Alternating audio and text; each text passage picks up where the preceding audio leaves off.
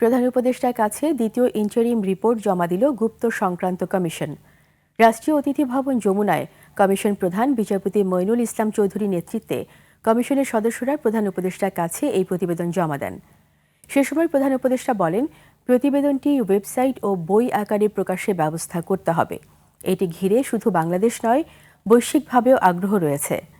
তিনি কমিশন সদস্যদের কাছে প্রতিবেদনে আশু করণীয়গুলো চিহ্নিত করে কোনটি কোন মন্ত্রণালয়ের আওতায় পড়ছে তা সুনির্দিষ্ট করে দেওয়ার নির্দেশনা দেন। পরে এ দিয়ে ব্রিফ করেন প্রধান উপদেষ্টার প্রেস সচিব শফিকুল আলম।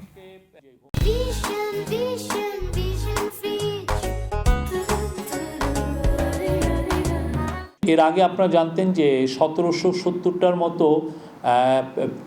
কমপ্লেন ছিল। আজকের মিটিংয়ে বলা হয় যে এটা 1837টা বা 50-এর মতো হবে। তার মধ্যে 1350টি কেস স্ক্রুটিনাইজ করা হয়েছে। প্রফেসর ইউনূস বলেছেন, সবাইকে বলেছেন যে এই ট্রুথটা সবাইকে জানাতে, কি ঘটনাগুলো ঘটেছে এটা বাংলাদেশের সবার জন্য জানা উচিত। এবং গুম সংক্রান্ত কমিশন এই বিষয়ে আরও সবার এই যতগুলো রিপোর্ট আছে সেগুলো দিবেন।